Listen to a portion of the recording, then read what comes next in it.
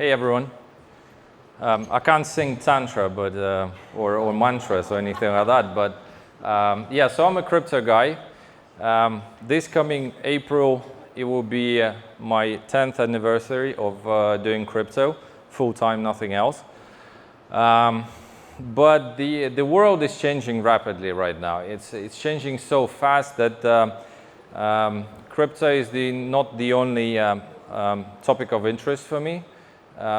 My topic of interest recently, you can call it probably geopolitics, geostrategy, and geoeconomics. So today I'm going to talk about the prospects of the future, something that you should take into consideration while planning whatever you're doing. I mean, it's going to impact absolutely everyone. So the first thing, considering that we're crypto guys, we're going to talk about the transformation of the fiat money. Who knows what's fiat money? Okay, for those who don't know what fiat money is like regular money that you have in your pocket. So rupiah is a fiat money. It has nothing to do with the car fiat, but it's just abbreviation.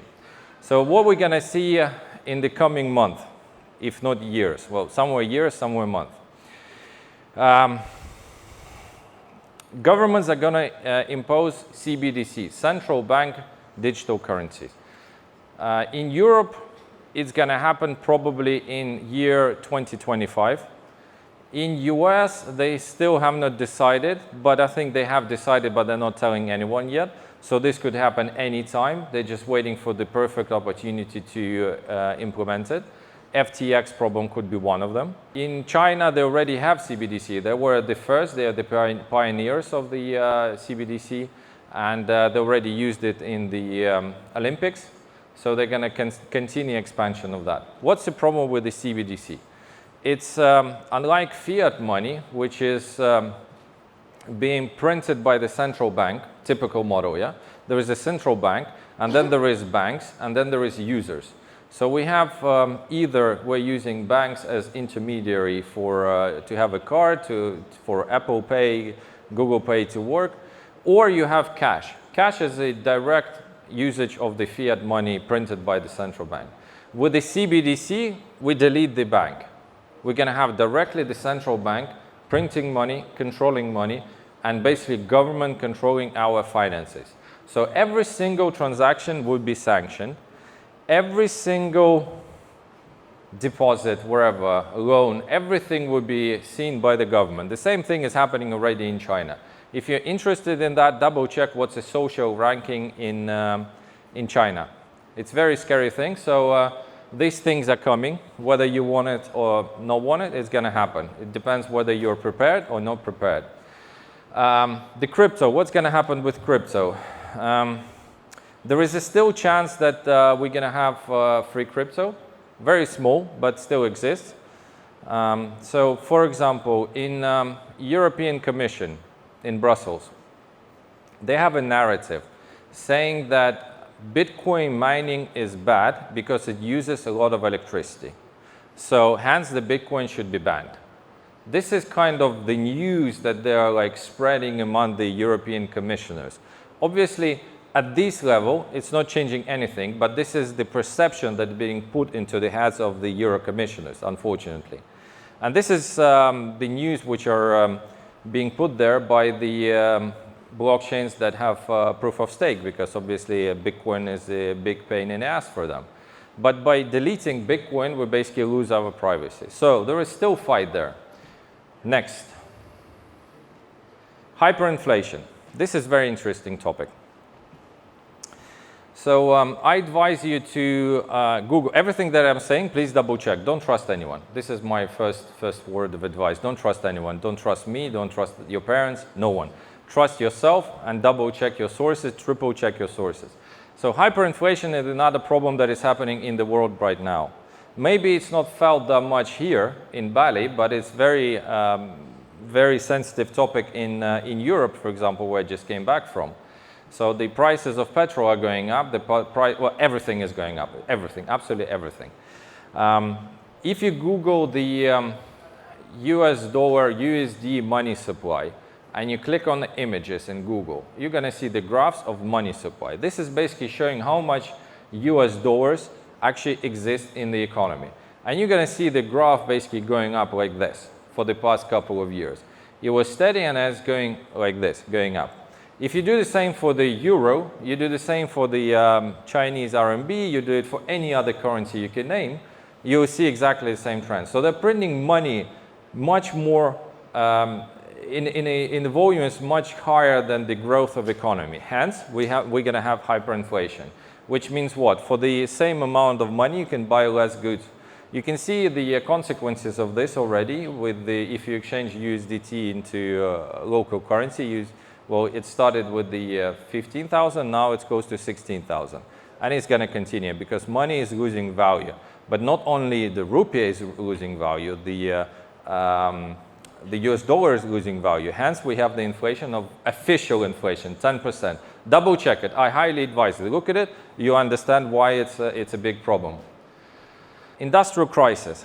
Now, this is obviously happening due to the war in Ukraine and terrorist aggression from Russia.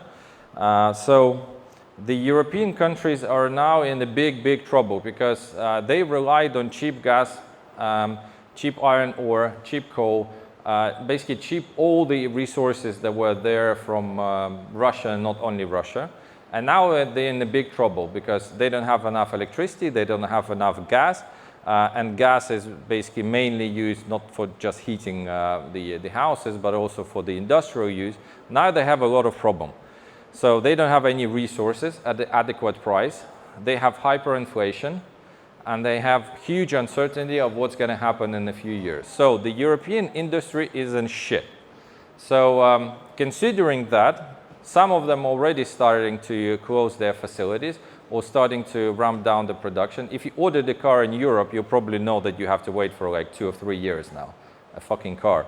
Not like, I mean, you could have bought it like 2 years ago for like, you know, they will be giving you the discounts. Now you have to wait for 2-3 years because they didn't have enough supply and the prices are going up. So this is the big problem, which will, considering that Europe is playing the big role in global geo-economic situation. So you have to look closely what's happening in Europe, and when it starts to go down, we're going to see big crisis. It's just a matter of time. Public debt. Why I'm saying the crisis will happen? It's just a matter of time. So it's not even 2008 crisis. It will probably be something like global version of what happened in US in 1920s. So this is the percentage of the public debt. So for example, let's take Germany. 69% of their GDP they owe to companies, countries, people. So their debt to GDP is 69%. Greece, they're not a huge country, but just to show you, it's in European Union, 193. So they have to stop eating, doing anything, and just working for 2 years in order to pay back their debt. And this is not taking account the percentage that you have to pay for that debt. And then if we go to India, 1.5 billion people, it's 89%. So you understand that no one is going to pay you back.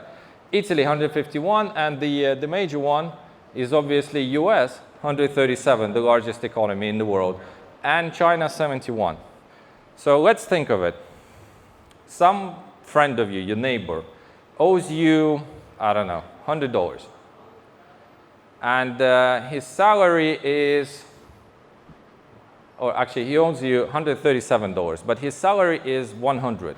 What are the chances that he's going to pay your debt? What do you think?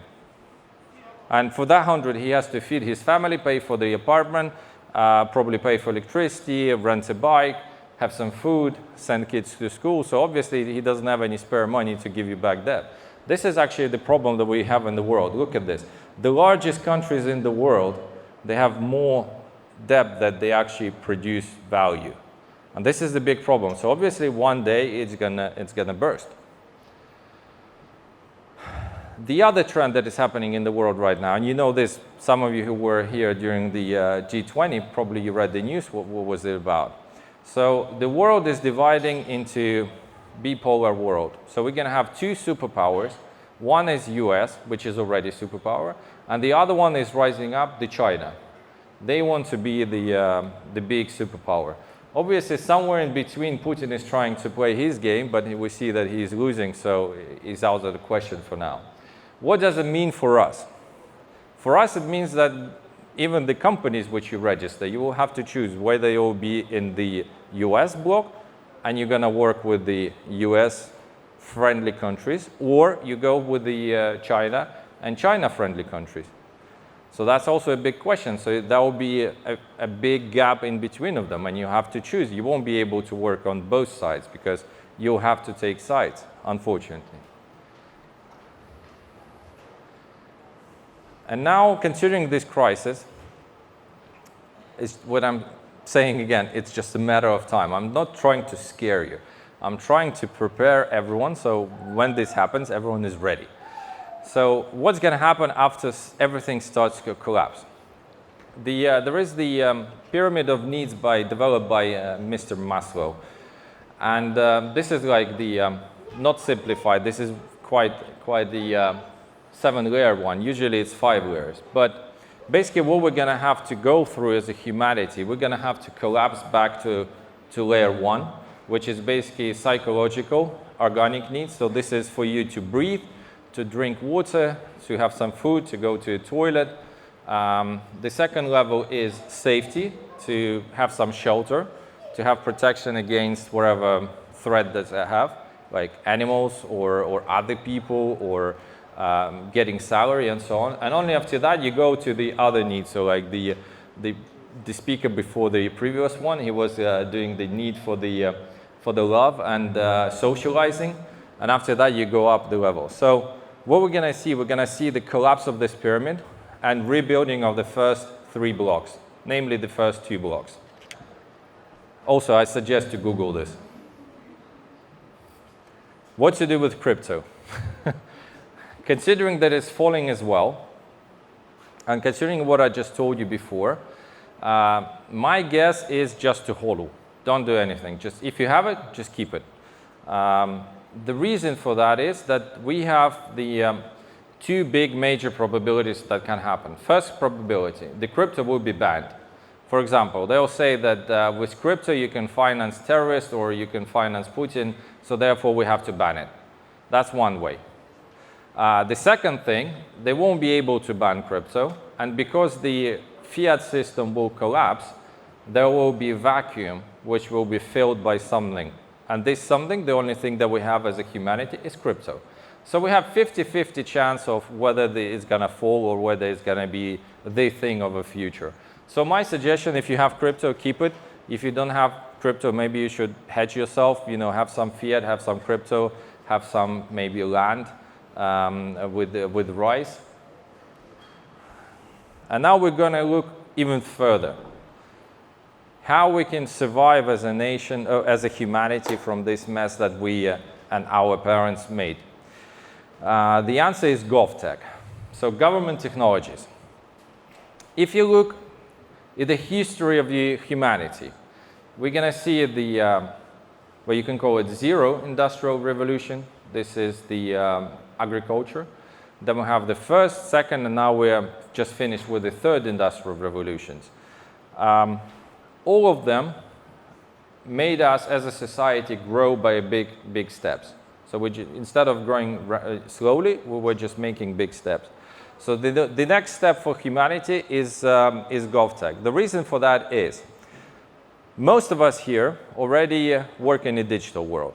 We had the previous speaker talking about the metaverse. But that thing is not going to work. And the reason for that is that we're living in an analog world. The governments are still analog. If you take any country, pretty much any country in the world, there's only probably 2 countries which are more or less digitized, but not 100% of their services are done digital. So this is the major block that is stopping humanity from growing. So we as a businessman, we know how to do stuff much more efficient. Until you come up to the government, you need to do your cked. You have to go and talk to people. You have to do physical things. If you want to open the bank account, you have to go and wait in the line. You know that pain, yeah? All of that is analog world. We have to, forget about it. We have to change the government system to purely digital one. And this digital thing will be GovTech. So if you're interested in something new, then I highly suggest that you look at the term GovTech and everything to do with the GovTech. If you're from Ukraine or you ever heard about Ukraine, there is an app called Dia. This is one of the good examples of how it could be done the other way. 100% digital, with no corruption, with no bottlenecks. All you have to do is download an app and you got all your government services. And that's it. So I was not trying to scare you, but unfortunately we are in tough situations. So the shit is about to happen. And it's just a matter of time when it's happened. So if you're prepared, you're good. I'm the good example. So I knew that the war in Ukraine would happen. I knew pretty much the more or less exact dates of month when it's going to happen. So I was prepared. I moved my team out of Ukraine. I prepared my family, everything. So when the war happened, I wasn't hit that bad as the other people who were not prepared. So be prepared, guys. The big shit is happening. Thank you.